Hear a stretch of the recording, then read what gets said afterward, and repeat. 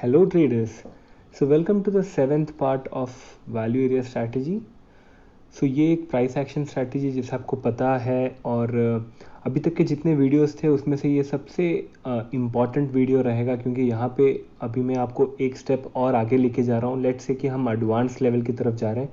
अभी तक जितना मैंने 6 वीडियोस पोस्ट किए थे उसके बेसिस में मैंने काफ़ी सारे लाइव वीडियोस भी पोस्ट किए हैं. उसके बेसिस में मैं स्टॉक सिलेक्शन भी पोस्ट कर रहा था. तो अब मैं एक नया चीज़ यहाँ पे इंट्रोड्यूस कर रहा हूँ, वो है वॉल्यूम वैलिडेशन. सो आप नोटिस किए होंगे अभी तक जितना वीडियोस था, अभी तक जितना पार्ट्स मैंने बताया है उसमें मैंने कहीं भी वॉल्यूम के बारे में आपको कुछ नहीं बताया. वो इसलिए नहीं बताया क्योंकि अगर मैं वहीं से वॉल्यूम का सब कुछ कॉन्सेप्ट लिया था तो शायद आप कंफ्यूज हो सकते थे. इसलिए मैंने वॉल्यूम का जो कॉन्सेप्ट था वो अभी के लिए बचा के रखा था और अभी आई थिंक ये राइट टाइम है क्योंकि मेरे इतने सारे लाइव वीडियोज़ है. अगर वो सब आप देख लोगे तो आपको पहले वैल्यू एरिया का जो बेसिक है वो पहले आपको क्लियर हो जाएगा और उसके बाद ही हम अगर वॉल्यूम में जाए तो बेहतर है. तो ये वीडियो हम पूरा वॉल्यूम वैलिडेशन के बारे में बात करेंगे. तो चलते हैं नेक्स्ट स्लाइड पे जहाँ पे हम शुरू करते हैं वॉल्यूम वैलिडेशन में. ओके, सो ये है the types of value area जो मैंने आपको पहले ही बताया है. अगर यहाँ पे ये वीडियो में अगर आप कोई है जिसको वैल्यू एरिया के बारे में नहीं पता और जो फर्स्ट टाइम मेरे चैनल में आ रहा है तो ये एक्चुअली एक वैल्यू एरिया स्ट्रैटेजी का जो है वो एक सिक्स्थ पार्ट, ये 7th पार्ट है. तो अगर आपको वैल्यू एरिया में समझना है तो आपको बाकी सारे जो मेरे वीडियोस हैं वो देखने पड़ेंगे. ये एक प्राइस एक्शन स्ट्रैटेजी है जिसमें हम लोग कोई इंडिकेटर्स नहीं यूज़ कर रहे हैं बेसिकली और प्योरली प्राइस एक्शन में हम लोग ट्रेड कर रहे हैं. तो ये बहुत ही यूज़फुल एक स्ट्रैटेजी है. बहुत लोग इंडिया के बाहर स्पेशली मैंने देखा है यूज़ करते हुए. इंडिया पे शायद ही बहुत कम लोग यूज़ कर रहे हैं ये स्ट्रैटेजी को. तो अगर आपको वो लिंक देखना है तो मैं यहाँ ऊपर में वो लिंक को पोस्ट कर दे रहा हूँ. यहाँ पे आप जाके प्लेलिस्ट से पहले 6 वीडियोस पूरा देखिए, उसके बाद आपको ये वीडियो समझ आएगा. तो जो लोग ऑलरेडी मेरे वीडियोस देख चुके हैं आपको तो पता ही होगा कि मैंने 3 टाइप के वैल्यू एरियाज आपको बताया, हॉरिजॉन्टल, इंक्लाइंड एंड डिक्लाइन. तो हम अभी सबसे आपको समझाने के लिए मैं जस्ट हॉरिजॉन्टल के ऊपर एक्सप्लेन करूँगा और वो इक्वली इंक्लाइंड और डिक्लाइन के ऊपर में भी वो इक्वली मतलब वो जो स्ट्रैटेजी है वो उसके ऊपर भी फॉलो करता है. तो हम लोग जाते हैं नेक्स्ट स्लाइड पे. अभी हम बात कर रहे हैं प्राइस एंड वॉल्यूम. मतलब ये दोनों जो चीज़ है वो बहुत ही इम्पॉर्टेंट है और बहुत ही स्ट्रांगली एक दूसरे से रिलेटेड है. तो इसलिए आपको अगर और इजीली समझाने के लिए मैंने यहाँ पे एक छोटा सा एक रिलेशन बनाया है. लेट्स से एक सिमिलैरिटी यहाँ पे डाला है ताकि आपको क्लियरली समझ आए. देखिए, अगर प्राइस का जो मूवमेंट है, प्राइस जैसे मूव करता है चार्ट में, अगर हम आप उसे कहते हैं कि ये कार का मूवमेंट है. Let's say price movement is very similar to how a car moves, correct, क्योंकि कार आगे जाता है पीछे जाता है और कार जैसे मूव करता है लेट्स से कि प्राइस भी वैसे ही मूव कर रहा है. तो यहाँ पे वॉल्यूम जो है वो है यहाँ पे एक्सेलरेटर पैडल. तो आपको पता होगा कि आप जितना ज़ोर से एक्सेलरेटर दबाते हो उतना स्पीड में प्राइस जाता है. तो उसी तरह यहाँ पे जो वॉल्यूम का काम है आपके चार्ट्स पे, हम जो चार्ट्स पे वॉल्यूम देखते हैं वो वहाँ पे एक्सेलरेटर का काम कर रहा है. तो मतलब आप जितना जल्दी एक्सेलरेटर देते हो उतना मोस्टली वो जो स्पीड है वो मतलब स्पीड जो है वो आप कंफर्म कर सकते हैं, हाँ ये एक स्पीड बना हुआ है इसमें तो ये कार आगे पक्का जाएगा. तो वो एक्सेलरेटर से हमको मतलब हम बोलते हैं कि मोमेंटम आ रहा है कार की स्पीड में. तो उसी तरह जब वॉल्यूम आता है तो हम कहते हैं कि प्राइस में एक मोमेंटम आ रहा है तो उसके लिए एक्सेलरेटर दबाना ज़रूरी है. मतलब अगर ये एक केस सोचिए, अगर कार आगे जा रहा है और ज़्यादा हम एक्सेलरेटर नहीं दबा रहे हैं फिर भी कार आगे जा रहा है तो वहाँ पे आपको कुछ गड़बड़ नहीं लगेगा क्या? यस, ऑफ कोर्स लगेगा, क्योंकि आपको पता है ये एक रिलेशन, आपके मन में ये चीज़ ऑटोमेटिकली आपके पास सेव्ड है कि एक्सेलरेटर दबाने से ही कार आगे जाना चाहिए. तो अगर कार आगे जा रहा है और आप एक्सेलरेटर नहीं दबा रहे हो उसका मतलब है कि यहाँ पे कुछ गड़बड़ है. इसलिए हम हमेशा कहते हैं कि प्राइस और वॉल्यूम को साथ में हमेशा देखना चाहिए. तो आज उसी के ऊपर मेरा रहेगा बाकी. तो हम जैसे जानते हैं कि यहाँ पे 2 टाइप के लोग हैं स्टॉक मार्केट में, बायर्स एंड सेलर्स. सो जब भी बायर्स लोग का कंट्रोल रहता है हम नॉर्मली चार्ट्स में एक ग्रीन कैंडल देखते हैं. यस, ये सबको पता है. तो लेट्स से यहाँ पे जो ग्रीन कैंडल है that is equal into a green car जो कि बायर्स ड्राइव कर रहे हैं. तो car is nothing but the price movement, जैसे कि मैंने आपको पहले बताया. और जो सेलर्स है वो जब भी डोमिनेट करते हैं तो वहाँ पे रेड कैंडल बनता है. और अभी के लिए सिर्फ समझने के लिए समझ लीजिए कि वो एक रेड कार है जो सेलर्स सेल कर रहे हैं, जो लोग सेलर्स ड्राइव कर रहे हैं. तो जो ग्रीन कार है वो बायर्स प्राइस को ऊपर की तरफ मूव करा रहे हैं, जो रेड कार है वो सेलर्स है जो प्राइस को नीचे की तरफ मूव करने की कोशिश कर रहे हैं। तो अब आते हैं हमारे हॉरिजॉन्टल वैल्यू एरिया में। जैसे कि आपको तो बहुत पहले से ही पता होगा कि जो ऊपर वाला एरिया यहाँ पे है वो है वैल्यू एरिया हाई, जो नीचे है वो है वैल्यू एरिया लो, और जो सेंटर में है वो है पॉइंट ऑफ कंट्रोल और POC। तो मैं अपने सारे जो लाइव वीडियोस है और जो स्टॉक सोल्यूशन है उसमें हमेशा ये 3 वर्ड्स का यूज़ करते रहता हूँ, VAH, POC एंड VAL। तो आप अगर अभी मेरे लाइव वीडियोस में जाओगे तो आपको यहाँ पे ये क्लियर हो जाएगा कि ये सब वर्ड्स क्या है। तो अब आपको जब ये तीनों चीज़ पता है कि ये तीनों हैं, तो अब हम बात करेंगे कि बायर्स और सेलर्स कहाँ पे। तो आपको तो पता ही है कि जो वैल्यू एरिया लो है, जो हमारा वैल्यू एरिया लो है वो एक ऐसा रीजन रहता है जहाँ पे बायर्स लोग एक्टिव रहते हैं, जहाँ पे बायर्स लोग एक्टिव रहते हैं। तो इसलिए हम लोग वहाँ पे लेट्स से कि बायर्स लोग ग्रीन कार में रेडी है क्योंकि उनको प्राइस ऊपर की तरफ लेके जाना है। और ये जो नेक्स्ट है जहाँ पे सेलर्स लोग हैं, मतलब that is value area high, ये एक एरिया है हमारा इस वैल्यू एरिया में जहाँ पे सेलर्स लोग एक्टिव हो जाते हैं बहुत हैवीली। तो वो है हमारा वैल्यू एरिया हाई। तो इसलिए वहाँ पे मैंने एक रेड कार दिखाया है। तो मोस्टली आप अगर चार्ट्स देखते हो, चाहे वो कोई भी आपका वेबसाइट क्यों ना हो, चाहे ट्रेडिंग व्यू हो या ज़ीरोधा हो, आप जब भी चार्ट्स देखते हो तो आपको क्लियरली दिखता है कि प्राइस ऊपर नीचे जा रहा है।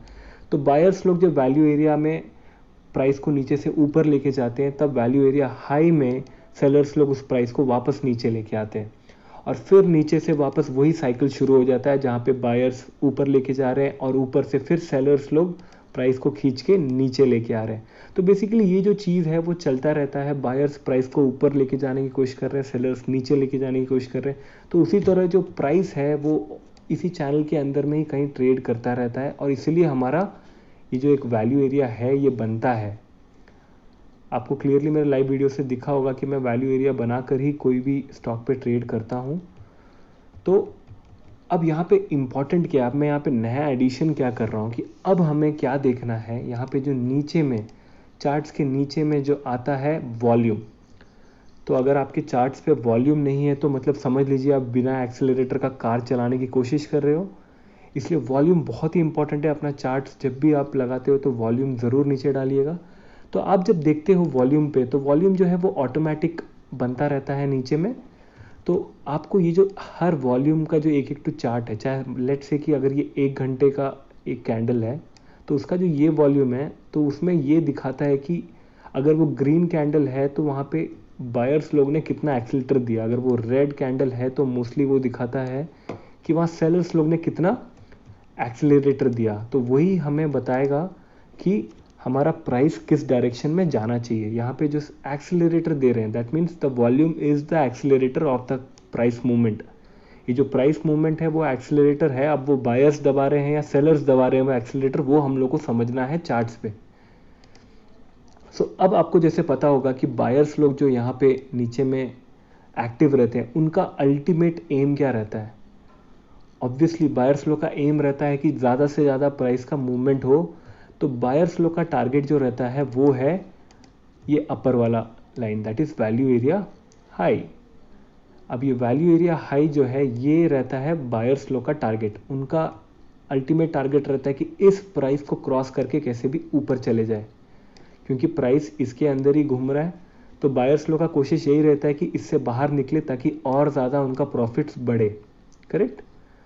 तो वहाँ पे इसलिए ये जो ऊपर वाला जो लाइन है that is value area high, ये बायर्स लोग का एक टारगेट रहता है कि इस पॉइंट से बाहर इनको पहुँचाना है। अब सिमिलरली हम जब सेलर्स का बात करते हैं तो उनका जो टारगेट रहता है वो है ये नीचे वाला line that is value area low. तो उनको कैसे भी प्राइस को नीचे नीचे लेके जाना है, मतलब कैसे भी, अब इसके अंदर में प्राइस घूम रहा है, अब उनको कैसे भी प्राइस को नीचे लेके जाना है। तो उनका बेसिक एम रहता है कि प्राइस को नीचे लेके जाना है ताकि हाई में वो लोग बेच के अपना प्रॉफिट कमा पाए। करेक्ट। और बायर्स जो है वो लो में अपना प्रॉफिट बनाने के लिए ट्रेड को खरीद पाए। तो यही बेसिकली चलता रहता है वैल्यू एरिया के अंदर पे।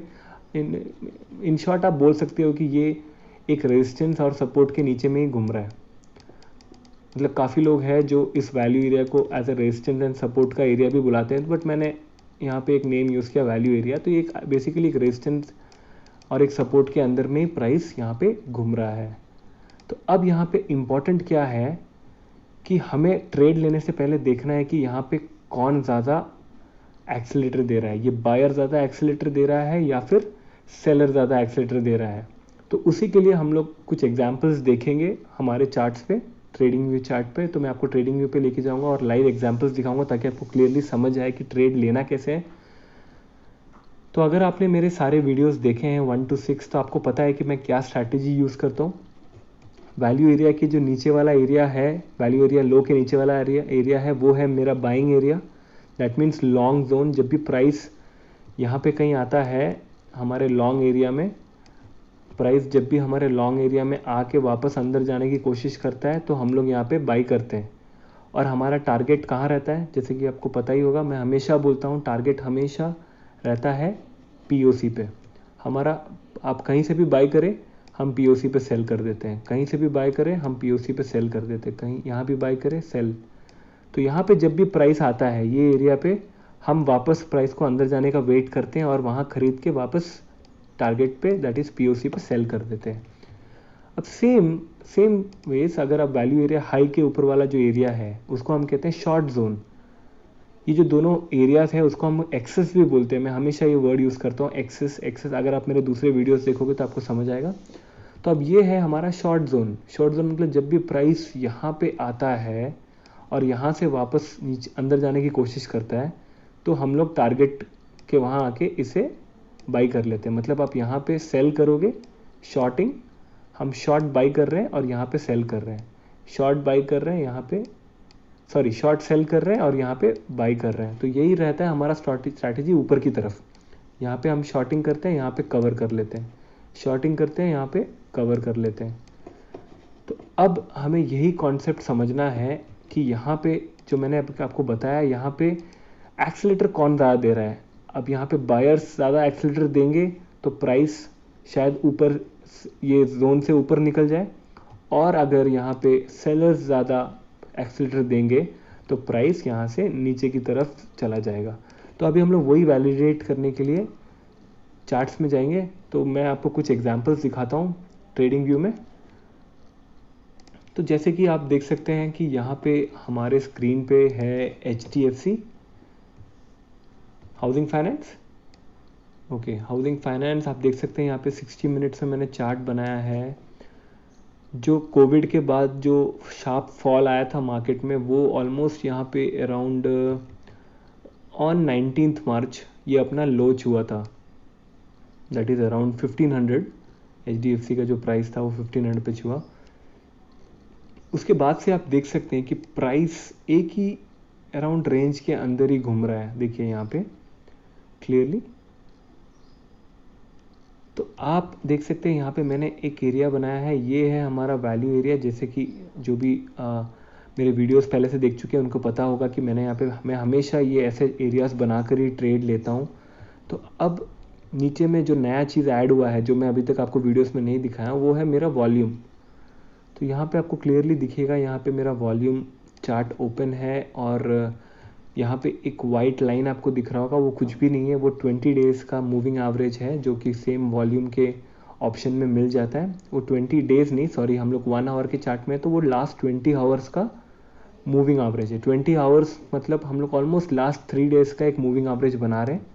मतलब लास्ट 3 सेशन में जो मूविंग एवरेज है वो यहाँ पे वाइट लाइन में बन रहा है। तो वो मेरे लिए एक काफ़ी इंपॉर्टेंट इंडिकेटर है जब मैं ट्रेड्स लेता हूँ। तो आप थोड़ा जूम करके देखते हैं कि मैं क्या चीज़ का बात कर रहा था यहाँ पे, वॉल्यूम वैलिडेशन के बारे में। अब देखिए, लेट्स से यहाँ से बात करते हैं। तो देखिए अब यहाँ से बायर्स प्राइस को ऊपर लेके जा रहे हैं, करेक्ट। वो लोग यहाँ तक लेके गए, उसके बाद आप देख सकते हैं कि यहाँ पे विक क्रिएट हुआ। क्लियर, आपको दिख रहा है यहाँ पे विक क्रिएट हुआ, ये क्लियर विक क्रिएट हुआ। तो मतलब यहाँ पे जो बायर्स जो गाड़ी चला रहे थे, ग्रीन कार, अब यहाँ पहुँचते ही, ये एरिया पहुँचते ही वहाँ से सेलर लोग ने ओवरटेक कर लिया और रेड कार में ड्राइव करके नीचे जा रहे हैं, करेक्ट। तो ये फंडा याद रखिए। तो यहाँ पे ये जो विक है ये बहुत इंपॉर्टेंट है। मैं तो पिछले वीडियोस में भी सब बताया हूँ, लेकिन यहाँ पे अब एक और चीज़ बहुत इंपॉर्टेंट है। ये जो एक विक है इसका वॉल्यूम बहुत इंपॉर्टेंट है यहाँ पे। तो अगर आप यहाँ देख सकते हैं तो इस विक का जो वॉल्यूम यहाँ पे बन रहा है वो हमारे एवरेज से ऊपर है और वो एक रेड वॉल्यूम बार बन रहा है। तो उसका मतलब है कि यहाँ पे आने के बाद से हमारे सेलर्स एक्टिव हो गए। ये एक पॉइंट पे आते ही हमारे सेलर्स एक्टिव हो गए और यहाँ पे जो एक्सेलेरेटर है वो भी हमें क्लियर दिख रहा है कि यहाँ पे एक्सेलेरेटर अच्छे से दबाया गया है। दैट मीन्स रिटर्न जाने के लिए एक्सेलेरेटर अच्छे से दबाया गया है, इसलिए ये प्राइस यहाँ से नीचे आया। अब सेम अगर आप यहाँ पे देखोगे तो अब यहाँ से जो सेलर्स लोग इसे नीचे लेके आए, अब यहाँ पे देखिए यहाँ पे फिर से ये जो एक कैंडल है यहाँ पे ग्रीन बन रहा है, कैंडल दिख रहा है, यहाँ पे ग्रीन कैंडल बन रहा है। और अगर आप उस ग्रीन कैंडल का वॉल्यूम देखोगे तो वो भी अपने एवरेज 20 आवर्स का एवरेज से ऊपर है। दैट मीन्स यहाँ पे पहुँचते ही हमारे सेलर्स लोग एक्सेलेरेटर देना शुरू कर दिए और प्राइस ऊपर की तरफ जा रहा है। फिर यहाँ से देखिए प्राइस ऊपर गया, यहाँ पहुँचा और यहाँ पे प्राइस रिजेक्शन स्टार्ट हो गया। और आप यहाँ पे देखोगे तो यहाँ पे एक अच्छा कैंडल बना है जिसमें अच्छा वॉल्यूम भी दिख रहा है। अब देखिए ये 1 आवर का चार्ट है करके इसमें ग्रीन ही दिख रहा है अभी भी, लेकिन आप इसे अगर 5 मिनट के चार्ट पे जाके इसको ये पॉइंट को अगर अच्छे से मैग्नीफाई करके देखोगे तो आपको क्लियरली दिख जाएगा कि जो मैक्सिमम जो वॉल्यूम आया है इसके अंदर ये 1 आवर के चार्ट में वो सेलिंग में ज़्यादा आया है। तो वो वैलिडेशन बहुत इंपॉर्टेंट है। आप प्योरली सिर्फ 60 मिनट्स के चार्ट पे मत रखिए। 60 मिनट के चार्ट सिर्फ एक रेफरेंस के लिए, और डिटेल में जाने के लिए आप 5 मिनट के चार्ट पे जाके वैलिडेट कर सकते हो। फिर यहाँ पे आता है, फिर देखिए यहाँ पे नेक्स्ट फिर से यहाँ पे सेलर्स लोग एक्टिव हुए और प्राइस को नीचे लेके गए। और ये देखिए यहाँ पे ये जो वॉल्यूम बार बना है, देखिए इसका वॉल्यूम, तो मतलब सही एक्सीलेटर पैडल पे सही प्रेशर दिया इसलिए प्राइस वापस नीचे की तरफ आया। यहाँ पे देखिए यहाँ पे भी फिर से क्लियरली यहाँ पे दिख रहा है कि वॉल्यूम अच्छा है, तो हम लोग अज्यूम कर सकते हैं कि प्राइस नीचे आएगा। अब यहाँ पे दूसरा चीज़ वैलिडेट कर देता हूँ जो मैं हमेशा कहता हूँ कि हम हमेशा ट्रेड लेके पीओसी पे एंड करते हैं। देखते हैं अगर यहाँ पे हम ट्रेड लेते, करेक्ट, यहाँ पे अगर हम ट्रेड लेते तो हम लोग करेक्ट स्टॉप लॉस जो है अपना कैंडल के ऊपर रखते और हम लोग वेट करते पीओसी पे एंड करने के लिए। देखिए यहाँ से करेक्ट पीओसी पे एंड हुआ। यहाँ पे देखिए यहाँ से भी करेक्ट हम ट्रेड लेते लॉन्ग और हमारे पीओसी पे हम क्लोज कर लेते। यहाँ पे देखिए यहाँ से शॉर्ट लेते, पीओसी पे एंड होता। देखिए यहाँ पे शॉर्ट होता, यहाँ पे पीओसी पे एंड होता। देखिए यहाँ पे अगर प्राइस ऐसा भी जा रहा है लेकिन हमारा स्टॉप लॉस समवेयर यहाँ पे, तो स्टॉप लॉस भी नहीं कट रहा है, तो बहुत ही सेफ है अगर आप पीओसी की तरफ टारगेट करते हो। और दिखाता हूँ आपको, देखिए यहाँ पे देखिए यहाँ पे अगर आप सेल करते, यहाँ पे सेल नहीं करते हम लोग, यहाँ पे सेल करते क्योंकि हमें ये यहाँ पॉइंट पहुँचने के बाद ही पता चलता है कि इतना बड़ा विक क्रिएट हुआ है। तो आप यहाँ पे सेल करते और हमारा स्टॉप लॉस इसके ऊपर रखते। तो देखिए यहाँ पे भी ये पीओसी तो गया नहीं बट रिवर्स गया, लेकिन हमारा स्टॉप लॉस नहीं पहुँचा उससे पहले। देखिए हमारा स्टॉप लॉस यहाँ पे, हमारा स्टॉप लॉस नहीं पहुँचा और ये वापस गया और यहाँ पे एंड हुआ। अब यहाँ पे एक और इम्पॉर्टेंट क्या चीज़ है कि आप अपना टारगेट्स इंट्राडे रखोगे तो आपको छोटा टारगेट मिल सकता है। जैसे ये दिन का इंट्राडे टारगेट आपको यहीं पे एंड हो जाता। अगर आप इसे स्विंग ट्रेड्स में कन्वर्ट करते हो तो देखिए यहाँ पे ऑलमोस्ट 3 दिन का ट्रेड है ये, और यहाँ पे जाके आपको पीओसी पे हिट होता। तो मतलब 3 दिन में आपको यहाँ पे थोड़ा वेट करना पड़ता। और अगर हम यहाँ पे प्रॉफिट्स देखते हैं तो अराउंड 6% का प्रॉफिट है। तो मैं आपको वैलिडेशन के लिए एक और स्टॉक दिखाता हूँ। तो ये HDFC था, तो हम लोग चलते हैं HDFC बैंक स्टॉक पे। ओके, तो देखिए मैं आपको एग्जांपल तो सिर्फ हॉरिजॉन्टल वैल्यू एरिया पे दिखाया, बट वो ये जो रूल है वो सब में एप्लीकेबल है, चाहे वो इंक्लाइंड वैल्यू एरिया क्यों ना हो या फिर डिक्लाइन वैल्यू एरिया क्यों ना हो। तो यहाँ पे देखिए HDFC बैंक जो है वो 23rd ऑफ मार्च से ही इसी चैनल के अंदर घूम रहा था। बस वो एक बार बीच में बाहर गया और एक वैल्यू एरिया क्रिएट करके वापस अपने पुराने वैल्यू एरिया में आ गया। तो आप यहाँ पे देखिए, मैंने यहाँ पे पॉइंट्स मार्क किया है।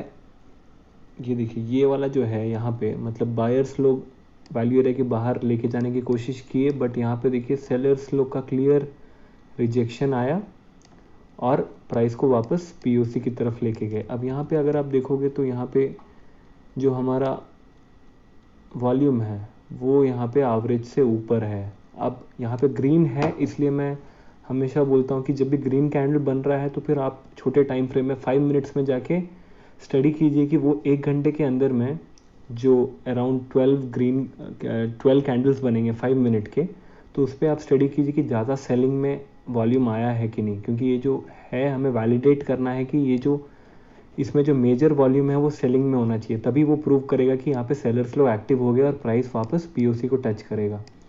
यहाँ पे देखिए, यहाँ पे फिर से वही हुआ। क्लियरली देखिए, यहाँ पे अपने एवरेज से, अपने लास्ट 3-4 कैंडल्स के एवरेज के हिसाब से आप देखोगे तो ये कैंडल देखिए क्लियरली ग्रीन है और यहाँ पे सेलर्स एक्टिव हो गए, प्राइस वापस पीओसी को आ गया।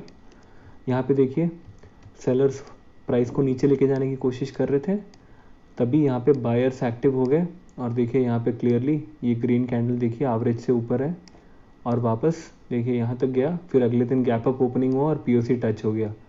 तो मतलब सेम डे नहीं होने से भी, बट मुझे तो लगता है कि 80% ऑफ द टाइम्स ये वापस जाके अपने पीओसी को हिट करता है, इसलिए बहुत ही अच्छा स्ट्रैटेजी है।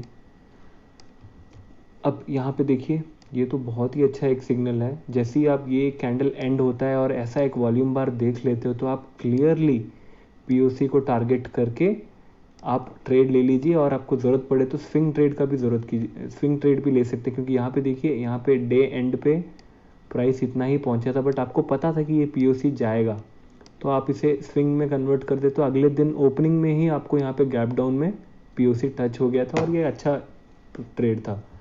अब यहाँ पे देखिए, यहाँ पे भी सेलर्स देखिए यहाँ पे प्राइस को नीचे लेके जाने की कोशिश किए, बट यहाँ पे जो ग्रीन कैंडल आया उससे तो कोई वैलिडेशन नहीं मिला, लेकिन यहाँ पे फिर भी है। हाँ यस, यहाँ पे ग्रीन कैंडल है, देखिए ये एवरेज से ऊपर है।